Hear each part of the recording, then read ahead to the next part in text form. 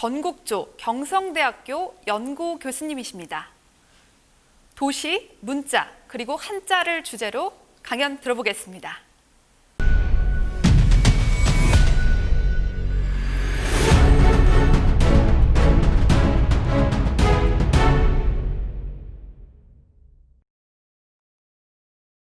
안녕하십니까. 부산 경성대학교 한국한자연구소에서 온 전국조라고 합니다. 저는 올해 인천 세계문자포럼 발표 주제를 도시, 문자, 한자, 그 다음에 이 셋을 시간, 공간, 장소라는 측면에서 좀 보려고 좀 주제를 잡았습니다. 그 다음에 발표 주제는 일단은 처음에는 좀 이미지를 좀 많이 준비했습니다. 왜냐하면 제가 바라보고 또 고민하는 그 도시라는 것이 결국은 속도에서 자유롭지 못하다는 생각을 하고 있기 때문에 일단 그런 도시의 어떤 모습으로 19세기 중반부터 20세기가 시작할 무렵까지의 파리의 사진을 좀 준비를 했습니다. 그 다음에 이제 제 일상생활을 통해서 이제 도시의 문자 생활이라는 건 어떻게 이루어지는가 하는 어떤 단면을 좀 살펴보고요. 그 다음에 광고를 하나 준비를 하고, 그 다음에 스크린 가독성 속도, 그 다음에 시적 거주, 도시, 한자, 문, 그 다음에 몇 단어, 이렇게 프랑스어로 되어 있는 몇 단어, 그 다음에 인천국립세계문자박물관의 어떤 철학적 지향점은 어디에 두면 되겠는가, 그 다음에 제 나름의 어떤 사소한 제언 같은 걸로 마무리를 할까 합니다. 첫 번째 사진은 1848년 파리 혁명 당시의 바리케이트입니다. 여기서 주목하셨으면 좋겠는 건 요겁니다. 바리케이트. 요게 실질적으로 진짜 찍은 사진인데, 여기 48년 며칠이고 6월 25일 사진이고요. 같은 사람이 찍은 거고, 여기 같은 데서 찍은 다음 날 사진입니다. 그래서 시민혁명군이 바리케이트를 쌓고 이제 정부군을 막으려고 하고 있었는데 이게 이제 싹 밀려서 없어진 사진인 거지. 이제 이런 사진이 있고요. 그 다음에는 71년입니다. 요것도 거의 비슷한 데라고 생각이 드는데, 여기에도 요렇게, 죄송합니다. 요도 요렇게 바리케이트가 있다가 또 싹 밀립니다. 요렇게 싹 밀려가지고, 이제 잘 아시겠지만, 이제 파리, 이제 모던 도시 파리의 이제 그 기획과 그 다음에 그것을 실현에는 이제 오스망이라는 사람이 이제 적극적으로 관여를 하고, 그거를 이제 보통 오스망화 이렇게 이야기를 하기도 합니다만은, 그렇게 해서 이제 정비되는 파리가 이제 1900년에 가까워지면 이런 모습이 됩니다. 저희가 이미 익히 알고 있는 그런 파리의 모습이지. 그래서 보시기에 오른쪽 사진은 1889년에 파리 만국박람회 포스터고요. 오른쪽 사진은 1900년도에 파리 만국박람회 포스터입니다. 요것도 1900년도 만국박람회의 관련 그림이고요. 그 다음에 요거는 미국 쪽에서 나온 당시 사진입니다. 그래서 제가 여기서 이제 이미지를 쭉 이렇게 보여드린 까닭은, 이 도시가 보통 저희가 문화연구나 문화이론을 할 때 질주정이라는 이야기를 합니다. 질주는 이제 속도지, 속도. 근데 이거 원래는 이게 속도이기보다는 좀 경쟁이나 이런 의미도 좀 들어 있습니다. 어쨌거나 제가 지금 여기서 이제 말씀드리고자 하는 파리는 질주정적 도시입니다. 질주정적 도시고, 그 다음에 파리를 저희가 연상할 때 주로 떠오르는 게 대로지예요. 블루바드라고 하는 대로지예요. 그래서 이 대로를 통해서 우리가 보는 파리를 어떻게 이야기를 할 수 있느냐. 여기 지도에서 보시는 것과 마찬가지로 이것도 1900년도 파리 만국박람회의 이제 그 지도입니다. 그래서 도시라는 곳은 어떻게 보면 인간의 거주 지역이기는 하지만 급격한 소통의 통로들, 예컨대 강이나 도로나 해안선이나 철도 따위가 관통을 하는 곳이고, 그렇게 본다면 거리라는 곳은 길이지, 거리라는 곳은 어떻게 보면 단지 일종의 덩어리 같은 것들이 쭉 지나다니는 그런 곳에 불과할 수도 있다. 이제 그렇게 보면 질주정적 도시는 운송장치의 이동 속도와 시선이 도구적으로 결합되는 중간 정착지다 이렇게 돼 있는데, 그냥 정말 쉽게 말씀드리면 이렇게 운전하실 때 생각하시면 됩니다. 저희가 차를 타면 이 차가 운송장치고, 저희가 보통 운전을 할 때는 교통 표지판이라든지 또는 법규라든지 또는 주변의 교통 상황이라든지 이런 걸 저희가 늘 이렇게 시선에 담으면서 이렇게 운전을 하잖아요. 그러니까 도시라는 것이 일단은 그런 어떤 속도와 그 도시에서 생활하는 도시 거주자의 어떤 그런 시선과는 불가분의 관계에 있다는 이야기가 될 테고, 그 다음에 그 도시는 어떤 궤적이 그려내는 계략적 경로위의 한 지점이다. 뭐 이렇게 이야기도 할 수 있을 것 같습니다. 예컨대 한국의 어떤 고속도로망 같은 저희가 지도를 본다고 상상을 하면 거기 있는 예를 들어서 뭐 부산은 좀 뭐 기점이긴 하지만 뭐 대구나 뭐 이렇게 대전이나 이런 뭐 서울이나 뭐 이런 데를 생각을 해보면 쉽게 이해를 하실 수 있을 것 같습니다. 고대에서 보면은 군사적 방벽일 수도 있고 어떤 분수령일 수도 있고 또는 그냥 변경이나 강둑일 수도 있습니다. 그렇기 때문에 도시에는 그냥 저희가 그냥 그럭저럭 살만하기에 거주하기에 적당한 그런 여러 가지 순환만 있을 뿐이다는 입장이 있습니다. 그래서 이제 제가 이제 이렇게 그런 도시에서 우리가 하는 문자 생활이란 건 어떤 거냐? 뭐 예컨대 이런 겁니다. 제가 재작년 인천 세계 문자 포럼에 왔을 때 그 백 선생님 그때 이제 발표를 강의를 들으면서 제가 나름대로 이렇게 막 그 책자에 막 적어 놓은 겁니다. 이렇게 여러 가지 아이디어를 이렇게 적어 놓은 건데, 제가 오늘 뭐 결론에서도 한번 말씀드리겠지만 결론까지 쭉 밀고 나가고 싶은 이야기는 뭐냐면, 읽는 행위 또는 읽고 쓰는 행위는 사색의 시간, 그러니까 대중의 역학적 능률, 일종의 우리가 속도 또는 가속화 그런 것의 능률을 파괴하는 일종의 감속을 은연중에 가져온다는 이 한마디입니다. 그러니까 결론 부분에서는 이 감속이라는 것을 제가 조금 더 적극적으로 해석을 하도록 하겠습니다. 그래서 역시 도시의 문자 생활이라는 것은 제가 생각할 때는 여러 가지 어떤 가속화 현상에 저희가 조금 더 그것에 조금 더 뭐 일단은 마찰을 좀 일으키고, 그렇게 해서 우리가 조금 더 자신의 어떤 삶이나 일상생활이나 이런 거를 조금 더 들여다보고 그렇게 함으로써 첫 번째는 개인적 차원의 어떤 리듬, 삶의 리듬을 좀 찾고, 그 다음에 그것을 이제 확장을 해가지고 좀 사회적 리듬을 찾고 뭐 이런 식의 이제 이야기가 되겠습니다. 요거는 광고는 하나 준비를 했는데, 요거는 요 위에 광고 SK텔레콤 100년의 편지라는 게 있기 때문에 유튜브에 검색을 하면 있습니다. 그래서 시간 관계상 찾아보시면 될 것 같고 바로 다음 이야기로 넘어가도록 하겠습니다. 이게 2014년 이제 LTE가 막 나왔을 때 광고인데, 광고 문구는 이런 겁니다. 통신이 또 무엇을 할 수 있을까 생각했습니다. 갈수록 빨라지는 세상에서 이번엔 반대로 시간이 걸리는 일을 하기로 했습니다.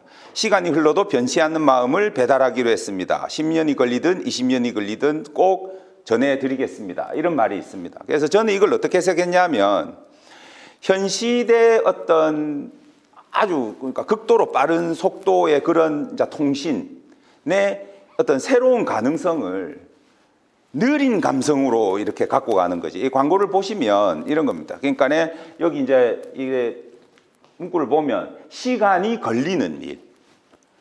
저희는 지금 시간이 걸리지 않는 일에 점점 더 익숙해져 가는데, 이 광고는 반대로 시간이 걸리는 일을 저거가 하겠다는 거예요. 그러니까 이 아날로그 감성을 갖고 어떻게 보면 느린 우체통 같은 것도 있지만, 그래서 음악이나 시간대 이런 걸 보면은 뭐 시골도 나오고 우체부도 나오고 막 이렇습니다. 그래서 이제 현시대 통신의 어떤 새로운 가능성을 여는데, 이게 결국은 여기서 이야기하는 거는 감속 또는 지연. 근데 다른 한편으로는 변치 않는 어떤 영속성의 메시지도 전달을 하고 있는 거지. 그래서 저는 이거를 첫 번째는 일단 질주정에 기반을 둔 그런 현시대 자본주의의 이데올로기적 효과는 아니냐 하는 생각을 처음 해봤습니다. 그러니까 감속을 통해서 계속 가속화는 이끌어가야 되는 거지. 소비자의 입장에서는 감속의 상품을 사야 합니다. 그 상품에서 남는 이윤으로는 계속 통신회사는 점점 더 빠른 가속화를 추구해 나가겠지. 그런 모순이 있습니다. 그러니까 그런 모순이 있고 또 감속이라는 것도 아까 제가 감속을 조금 더 적극적으로 해석하겠다고 말씀드린 게 뭐냐면 결국 감속도 속도의 테두리 안에 있는 거거든요. 그렇기 때문에 감속조차 오직 가속화를 통해서 가능하기 때문에 요는 모순이 좀 있습니다. 그 다음에 다른 하나는 시간이 흘러도 변치 않는 모습이라고 하는데 그런 마음 또는 그런 모습은 여기서 이야기하는 SK의 마음이기도 합니다. 이 SK 광고기 때문에. 그렇게 되면 광고와 사용자의 동일시 효과도 일어나게 되는 거죠. 이제 이런 거를 이제 프랑스의 이제 보드리아르 같은 사람은 커뮤니케이션의 황홀경이라고 합니다. 그러니까 새로운 도시적 인간이 있고요. 정작 의사소통은 수많은 의사소통은 일어나는 것 같지만 정작 아무런 소통도 일어나지 않는 듯 보이는 세계가 있는 거지. 그러니까 거의 다 생략되다시피 한 메시지만 보면서 아무한테도 말하지 않는 인간과 그런 인간들로 가득한 세계. 예를 들어서 제가 오늘 아침에 비행기를 타고 왔습니다. 비행기를 타는데 국내에서는 세 자리 이래 있잖아요. 그럼 한 줄에 6자리입니다. 그래서 제가 저도 그 사람에 속했겠지. 보통 때면 딱 비행기 타가지고 오늘 발표할 자리를 꺼내고 저는 어쨌거나 종이를 보고 있어요. 뒤를 돌아봅니다. 그러면 제가 탄 줄 6명, 저까지 포함해서 제 뒷줄 6명, 한 사람도 빠짐없이 보고 있습니다. 오늘 제가 아침에 말씀을 드리려고 진짜 어쩌고 있는가 봤어요. 그래 하고 있는 거예요. 물론 이것이 극단적인 이야기라는 건 압니다. 저도. 물론 그 극단적인 이야기이기 때문에 제가 나중에 다른 가능성을 말씀을 드리겠지만 일단은 그렇게 분석을 할 수도 있다. 그래서 이거를 네트워크의 이동적인 감금이라고 합니다. 이것도 아주 심각한 모순이지. 가상세계의 그 네트워킹 또는 그 네트워크의 활보라는 것은 거의 무한합니다. 근데 그 무한한 가운데서 그 무한한 공간을 활보를 하는 저희는 정작 어떻게 보면 고립되고 감금되는 것 같은 이제 그런 현상을 이야기를 하는 거지. 그래서 그거를 모든 감각이 전자적으로 지배되는 단계다. 그래서 우리 자신은 어느 정도 스크린이다. 이런 이야기를 하게 됩니다. 그래서 현시대 테크놀로지는 여기 이제 보시면 알겠지만 100년의 편지 전용 앱을 통해 발송 가능한 영상, 음성, 이미지, 문자 이런 것들이 거의 지금 등가화 됐습니다. 이미. 그러면 문자박물관도 마찬가지고 저희 한자연구소도 마찬가지고 그러면 현 시대의 그 모든 것이 다 등가물인가? 문자는 이미지고 문자는 음성이고 다 그런가? 그러니까 그렇지 않다 또는 그렇지 않아야 한다는 필수 전제 또는 그런 결론, 그런 전제에서 도출될 수 있는 결론이 지금 저희한테는 필요한 거지. 저희 문자를 일단 이야기를 해야 하니까. 그래서 이걸 어떻게 논증할 것인가 하는 것이 제 고민이었습니다. 지금도 고민을 하고 있는 거고요. 그래서 자 스크린 한번 보겠습니다. 제가 그때 2년 전에 왔다가 아까 그 제가 끄적인 걸 가지고 뭔가 좀 아이디어가 있어가지고 제가 일상의 문자 생활이라는 어떤 고민거리를 갖고 제가 이렇게 2년 전에 좀 이렇게 마련해 놓은 겁니다. 내용은 중요한 게 아니고요. 형식 또는 물적 조건입니다. 이게 전화기거든요. 그러니까 전화기라는 말을 쓰는 것 자체가 그지야. 세대가 좀 그런데 스마트폰입니다. 문장 하나하나가 진짜 짧습니다. 보통 신차 간격은 어느 정도 예상할 수 있다. 기존 모델이 있으니까 경쟁 모델을 고려해야 하니까 오차야 생기지만 예상 범위 내다. 정말 짧습니다. 왜냐하면 저희가 보는 스크린의 조건 자체가 이렇게 되기 때문이지. 요거를 컴퓨터 화면으로 옮기면 좁게 길어집니다. 한 줄 한 줄이에요. 요거를 다시 저희가 보통 글 작업할 때 펴는 아래 한글을 펴면 한 줄 안에 2문장도 들어갑니다. 그러니까 점점 이제 이거는 뭐냐면은 이 스크린의 인터페이스라는 게 뭐 다 아시는 이야기지만 모든 것이 이미 순간적이고 즉각적인 전송으로 보여지는 거지요. 그렇기 때문에 속도는 어떻게 보면 공간과 시간적 거리, 고전적 개념의 공간이나 시간적 어떤 거리를 대체하는 개념일 수 있습니다. 그렇기 때문에 공간에 대한 물리적 개념 그 자체의 소멸도 초래하는 거지. 그럼 저같이 또는 여기 계시는 분 같이 글을 쓰는 분은 어떻게 되느냐? 문체와 가독성의 문제가 생기는 겁니다, 이제. 그러니까 보통 저희가 만년체, 간결체 이렇게 이야기를 하는데 저는 조금 좀 요새 노력을 많이 합니다만은 노력한 지가 좀 됩니다. 저는 좀 길게 적습니다. 선생님들한테 꾸지람도 많이 듣고 하는데 그거를 짧게 적으려고 해도 이런 인터페이스에 가면 제 글은 길어지는 거예요. 그러니까 이제 예전에 보통 저희가 어떤 책이나 또는 뭐 이런 아래 한글 A4 사이즈나 이런 거를 두고 이야기했던 만년체와 간결체의 그런 구분이 지금은 가능하냐? 그럼 저같이 글 쓰는 사람은 이 속도에 점점 더 어떻게 보면 식민화되는 거예요. 계속 짧게 써야 한다는 강박. 막 이런 거에 막 시달리게 되는 겁니다, 이제. 그래서 이런 예를 갖고 제가 스크린과 가독성과 속도를 잠깐 말씀을 드렸고요. 그래서 이야기하는 게 토탈 스크린입니다. 누군가가 텍스트에 바깥은 없다고 이야기했다시피, 또 어떤 사람은 스크린에 바깥은 없다 이렇게 이야기를 합니다. 거리가 사라집니다. 이 거리의 파토스는 니체가 도덕의 계보할 때 이야기하는 건데, 그러니까 우리 같은 사람 간에 필요한 어떤 정념 같은 겁니다. 거리의 파토스는. 근데 이게 결국은 차이를 생성하는 거거든요. 그래서 우리가 이제 차이를 생성을 해야 우리가 타자도 존중을 하게 되고 어떻게 하고 이래 되는데 이 거리가 사라져 버리니까 모든 것이 결정 불가능하게 돼버립니다. 그렇다면 아까 제가 시간성, 공간성, 장소성 말씀드렸는데 그럼 시간성은 다 아시다시피 실시간입니다. 사건과 사건의 실시간 확산인 거지요. 맥락은 많은 경우에 생략됩니다. 그러니까 시간의 다양한 어떤 시간적 층이나 차원이 실시간적으로 막 혼동을 일으키는 거지. 그러니까 스크린의 본질은 어떻게 되느냐? 스크린을 초월한 세계는 없다. 이런 극단적인 주장까지 나오게 되는 겁니다. 저희는 전부 스크린입니다. 스크린.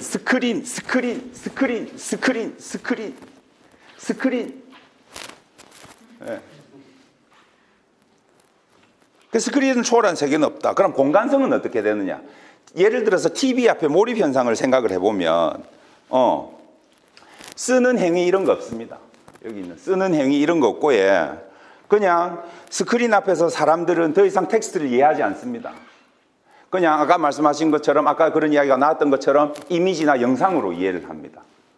근데 이게 가져다 주는 건 일종의 거짓 행복입니다. 가상성. 그러니까 모든 것을 다 제공해 줘서 저는 TV 앞에서 억수로 행복한 것 같은데 가만 앉아 있는 나는 뭔가 교묘하게 박탈당하는 것 같고. 그러니까 이거는 주체의 완벽한 실현과 동시에 자동적 객체다. 그래서 이거를 객체화의 공포다 이렇게 이야기를 하기도 합니다. 그러면 장소성은 어떻게 되느냐? 재작년에 제가 또 아까 말씀드렸던 그것 때문에 제가 집에서 우연히 영화를 보다가 제 전화기로 찍은 겁니다. 이게 패터슨이라는 영화인데 여기 가만 보시면 스크린이 6겹입니다. 이게 지금 잘 안 보이는데 제 집에 TV가 LG X 캔버스 한 20년 된 건데 요 TV 프레임 한 스크린 있지? 여기 시내 F에서 한 거거든요. 요 시내 F에서 광고하는 거 한 스크린 있지? 1개, 2개, 자막 3개. 그 다음 이 사람 지금 시 쓰는 거거든요. 그 시 쓰는 거 4개. 그 시 쓰는 장면 5개. 그 다음 이 시 쓰는 사람이 떠올리는 장면 스크린 6개입니다. 생략된 제 전화기까지 치면, 제 스마트폰까지 치면 7개입니다. 스크린. 여기에 7겹입니다. 보이는 것만 6겹. 이 스크린의 중충성, 저는 이걸 일종의 토탈 스크린으로 봅니다. 겹겹이 스크린이. 그러면 이거를 보고 있는 그럼 이거를 이 TV 앞에 앉아 있는 아까 나왔던 주장처럼 마냥 사라지고 마는 것일까? 그래서 제가 말씀드리고자 하는 게 시적 거주와 도시입니다. 거주는 기본적으로, 도시도 마찬가지지만 거주는 기본적으로 공간적 개념입니다. 일상생활의 산 경험이 녹아 있는 거죠. 그러니까 체험. 또는 요 옆에 있는 말은 일종의 체험지 또는 뭐 경험지 이렇게 번역을 하기도 합니다. 그러니까 권력에 복무하는 그런 지식이 아니고 오히려 권력에 복무하는 지식이 배제한 삶의 지식, 지혜 이런 개념이지요. 그래서 원래 거주하기가 있고 거주지가 있는데 거주하기가 거주지로 환원돼 버린다는 거지. 그러니까 살기의 공간, 우리가 실질적으로 사는 공간은 도시나 사회적 공간하고 분리가 안 되는데 거주지라는 거는 다만 상자나 바깥 테두리에 불과하다. 그래서 살기의 공간은 일종의 활동이자 상황이지만 후자는 단지 도시의 기능이고 잔인한 물리적 현실일 뿐이다 하는 주장인 겁니다. 아파트 딱 떠올려 보시면 될 겁니다. 대부분의 이제 지금 저희가 살고 있는 데겠지만은 아파트는 삶의 공간이죠. 거주의 공간입니다. 하지만 다른 한편으로 이거를 거주지로 볼 때는 일종의 컴플렉스 또는 모던 도시계획에서 빼놓을 수 없는 조닝 이런 걸로 그냥 구획화합니다. 사각형으로. 그래서 이거를 거주의 위기 이렇게 이야기를 하는 거죠. 그러니까 낯선 종류의 과잉, 측정과 계산을 향한 열망, 질적 자격을 갖춘 공간은 양화된 공간으로 대체된다 이런 이야기를 합니다. 낯선 종류의 과잉도 조금 이렇게 이해하시기가 힘들 수도 있는데 저는 이렇게 상상합니다. 저희가 아파트에 사는 거는 별로 안 낯설어요. 근데 제가 아파트에 사는데도 쉴 데 없이 아파트가 너무 많이 올라가는 거 보면 이상해요. 일종의 낯선 종류의 과잉은 그런 상상이 아닐까. 이게 전부 다 뭐냐? 그러니까 우리가 뭐 아파트 공화국이라 하고 부동산 공화국이라 하듯이 이게 전부 다 저희가 어떤 아파트라는 우리 삶의 어떤 공간, 이 거주 공간을 사용 가치로 생각하지 않고 전부 교환 가치로 생각하고 측정과 계산하려 하고 그러니까 우리 삶의 공간, 질적 자격을 갖춘 이런 공간은 전부 양화된 공간으로, 화폐화된 공간으로 그것이 연일 뉴스에 나오고 정부에서는 법을 만들어야 되고 잡니, 못 잡니, 어쩌니 뭐 이런 이야기가 계속 나오는 거지. 그래서 저는 시적 거주를 좀 더 적극적으로 해석할까 합니다. 그러니까 아까 말씀드렸던 그런 지식, 권력에 복무하는 그런 지식의 자리를 대체하는 시와 예술. 그래서 생산품보다 더 중요한 작품. 전작으로서 삶을 예술 작품화하는 것. 그리고 그것을 가능케 하는 도시라는 사회적 공간. 이것이 제가 생각하는 도시고 그 다음에 거기서 이제 한자는 저희가 이제 어떻게 봐야 되느냐.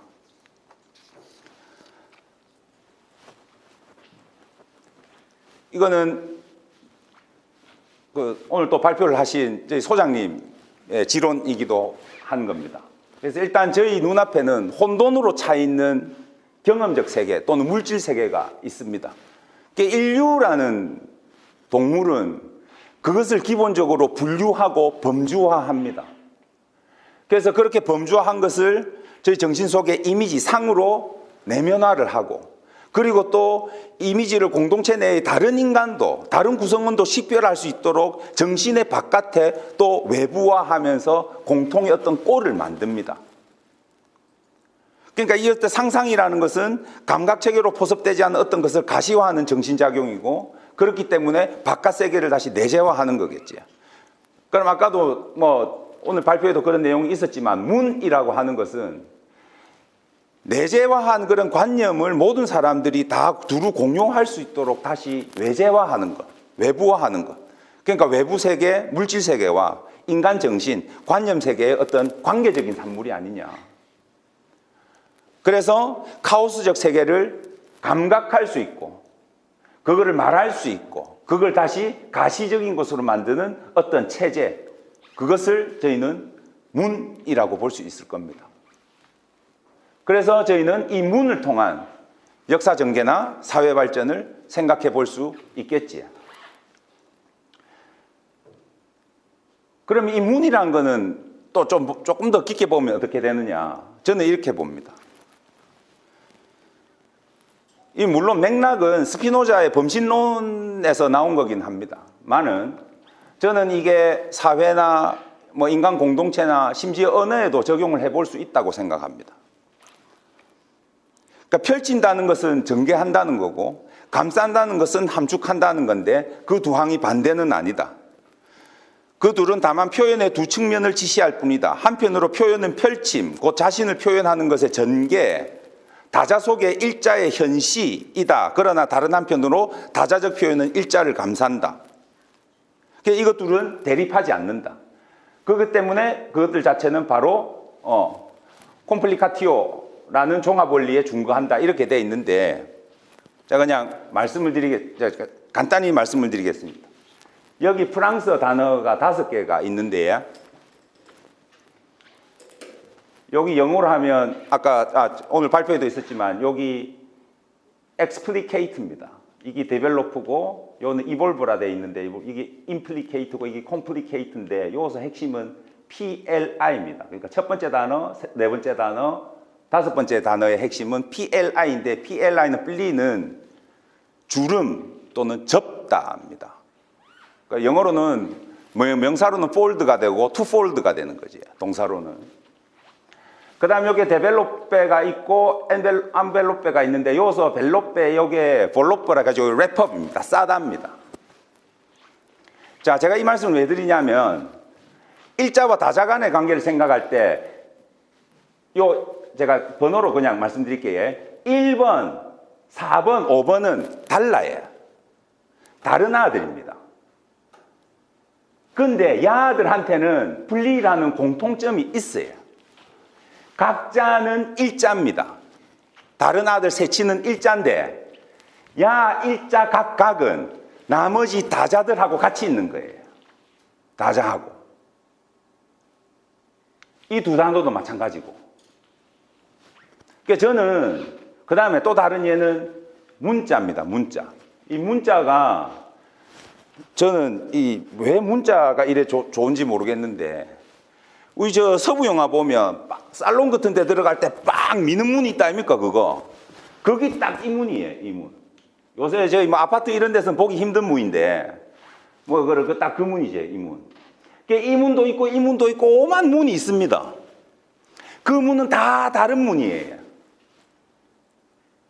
그런데 이 문이 있기 때문에 각각의 문은 다 다른 문한테 감싸여 있고 또 그 다 다른 거는 또 야 하나 때문에 또 이렇게 따로 또 존재를 할 수 있게 되는 거지. 근데 저는 이게 문자의 가장 어떻게 보면 중요한 특성이라고 생각을 합니다. 근데 이런 라틴 알파벳하고 한자의 차이는 뭐냐면 한자에는 아까도 그런 말씀 나왔지만은 형이 들어있어요. 여기 뿔리를 보면 우리가 주름을 상상할 수 없습니다. 여기 여기 뿔리를 보면 저희가 주름이나 접단을 상상을 할 수가 없어요. 근데 저희가 문을 보면 문을 상상할 수 있습니다. 그것의 물질적 형상, 그것의 물질적 형태. 저는 그게 한자가 갖고 있는 가장 큰 장점 중에 하나라고 생각합니다. 그래서 저 얼마 전에 제가 작업을 하나 했는데 저는 솔직히 그런 나름대로 분석을 한다고 했는데 그래서 한자의 가장 강력한 그 성격이 우리 보통 표의문자라가 저는 표의성이다, 표임성이다 이럴 줄 알았는데 뭔가를 해보니까 표형성인 거예요. 제가 전혀 생각지도 않던 결과가 일종의 잠정적 결론이겠지만은 그렇게 나왔습니다. 그게 저는 한자를 비롯한 다른 문자에도 다 어떤 일자와 다자 간의 그 다음에 같음과 다름 이런 것들을 우리가 다 적용해 볼 수 있겠지만 한자는 특별히 더 우리는 어떤 인류가 무언가를 상상하고 그것을 문자를 만들었던 그 어떤 원형, 의식의 원형을 발견할 수 있는 그런 어떤 말마따나 문화적 가치가 여기 있다고 생각을 합니다. 그래서 인천국립세계문자박물관의 철학적 지향은 저는 이래 생각합니다. 아까 말씀드렸듯이 감속을 좀 더 적극적으로 해석을 할 때, 감속은 물론 방문객 각자가 자기 삶에 고요하면서도 사회적 리듬을 찾을 수 있도록 문자 그 자체, 그 문자를 마주보는 나, 그래서 문자하고 내가 있는 이곳이 바로 아주 다양한 세계를 대면하는 장소임을 생각할 수 있도록, 그래서 이 장소의 사회적 생산을 가능케 하는 국립세계문자박물관, 새로운 도시에 대한 새로운 사회적 역할, 뭐 이렇게 나름대로 생각을 했습니다. 그래서 제 제언은 아주 간단한데 라키비움이라는 겁니다. 뭐 요즘 이것과 관련해서 연구를 많이 한다고는 생각을 하는데 정작 그 구현은 아직까지 조금 먼 것 같아요. 라키비움은 라이브러리, 아카이브, 그다음 뮤지엄 이 셋의 합성어입니다. 근데 문제는 뭐냐면 이 라이브러리가 최근에 KBS 다큐멘터리로 도서관 다큐멘터리 했는데 바티칸 디지털 라이브러리하고 이런 거 막 했거든요. 2부장인가 뭐 이래 했는데 그 보면 지금 이제 더 이상 라이브러리 도서관은 더 이상 정숙해야 하는 공간이 아닙니다. 사람들이 모여서 휴식하고 수다 떨고 뭐 이렇게 하면서 각자가 어떤 자기 자신의 어떤 삶의 지평을 넓히고 이제 이런 공간이 돼 가는 거지. 책 갖다 놓고 칸질러 놓고 저희 어릴 때 맨 주로 조용하게 앉아가 책만 보고 이런 공간이 더 이상 아니라는 거지. 그래서 도서관 있고 그다음 기본적으로 여러 가지 아카이브 기능 해야 될 거고 그다음 당연히 무지엄 기능 해야 될 거고. 그래서 저는 뭐 그냥 아주 막 사소한 거지만 그런 어떤 라이브러리의 교육, 도서관의 어떤 교육은 저는 세계관이 중요하다고 생각합니다. 아까 말씀드렸던 것처럼 그런 한자 같은 경우는 한자 특유의 그 세계관이 저는 있다고 봐요. 그러니까 여러 문자에, 다종다양한 문자에 다채로운 세계관이 저는 담겨 있다고 생각합니다. 그 다채로운 세계관에는 공통점도 있고 차이점도 있을 겁니다. 그러니까 그런 거를 예컨대 뭐 애니메이션 같은 걸로 단순하게 제작을 해서 뭐 이렇게 제공을 한다든지. 그 다음에 다른 하나는 쓰기입니다. 읽는 것도 중요하지만 저는 쓰기가 중요하다고 생각해요. 그러니까 뭔가를 쓰는 행위를 통해서 이것이 일상생활에 그냥 단순히 어떤 쓰기지만 이게 확장해 보면 자기 자신의 일상적인 삶을 새롭게 쓰는 것도 될 거고 그 삶 자체가 새로운 쓰기가 될 수도 있을 겁니다. 그 다음에 뭐 그런 이야기가 나왔지만 연령이나 젠더 같은 여러 가지 기준에 따라서 관람객을 명확하게 구분함과 동시에 통합해서 다 함께 이렇게 뭔가를 향유할 수 있는 그런 일종의 뭐라 해야 되나 관람객의 좀 더 철저한 어떤 그런 뭐라 해야 되지 타겟팅이라 해야 되나 그런 것도 좀 필요하다고 생각을 합니다. 이상입니다. 경청해 주셔서 감사합니다. 네.